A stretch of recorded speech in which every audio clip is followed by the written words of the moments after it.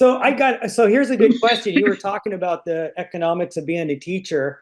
How did you survive? Because I know you supplemented your career with several other careers in along with being a teacher. Can you talk about some of those, and then which ones were your favorite? Well, first, my first wife taught at the community school. Diane, she was Yeah. the kindergarten teacher, okay? And then after I married Kathy, as you guys know, she was the Spanish and French teacher, mostly French.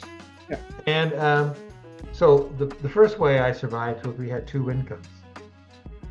I mean, I just don't know how you could have done it on one salary.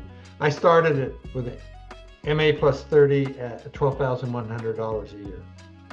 I mean, and even though now you start at 51,000 with a BS, it's still, if you do the math, has not kept up with inflation in Aspen, which is kind of, I think, sad for the richest town in America, pretty much.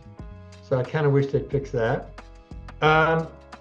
So I did that, and then I would go to school a lot during the summer because I think I might have mentioned this. Every 10 hours you got graduate school, you got $1,000 raise. Wow. I mean, it was well, not 1,000 when you first started, but by the time that's what I ended up.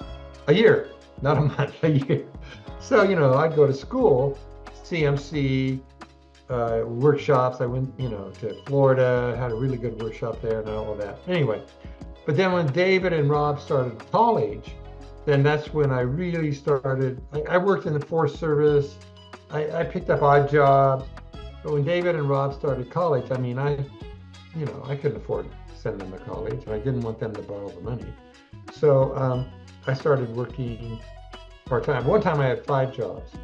I was the property manager at Midland Park. I did the lawn at Midland Park. I worked at Eastern Winds, waited tables at Eastern Winds. Kathy hosted at Eastern Winds, and David bussed tables at Eastern Winds. And then I did, what was my other job? I coached cross country. Yeah. And I taught 5 jobs. So, that's not probably, because I don't know if you guys know, but like you have to grade a lot of papers in history.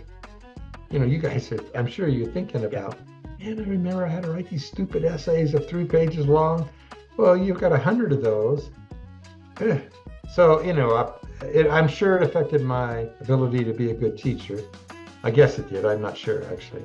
But so those are the work jobs I did. I also worked, before the boys started college, I was a clerk at Great Western Spirit Company, which was kind of good because that meant the kids couldn't go in there and show their fake ID. Oh, God, Burson's in there. Okay, we can't go to this place, So, and I worked, my boss is really nice. My boss at Eastern Winds is really nice.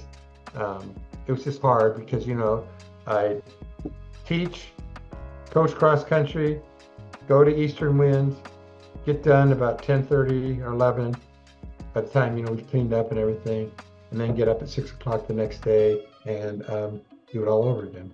But in the summer, I worked every night. But then when school started, I only worked 2 nights a week. And then about once a month, I do a weekend lunch shift. So that wasn't too bad, right?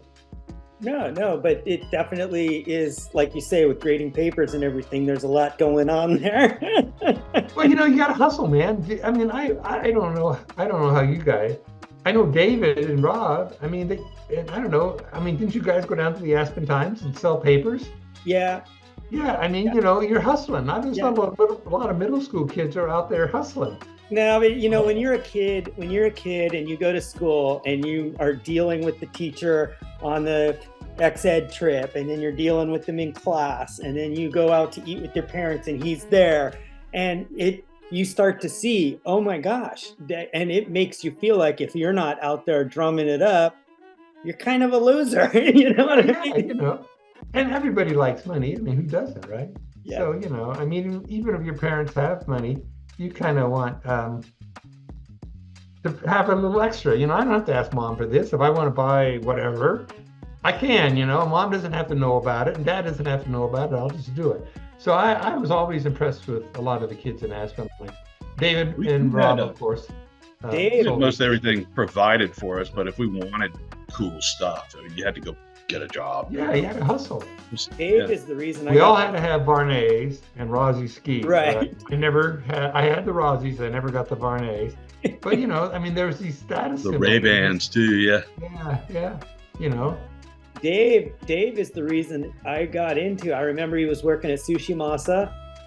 Yeah. And I saw that he was working and doing stuff because he wanted to get other clothes or other things that he wanted. And I was like, that makes sense. Maybe, and so I started to actually get jobs too, at least for the summer. I didn't really work much during school. That was mostly David too.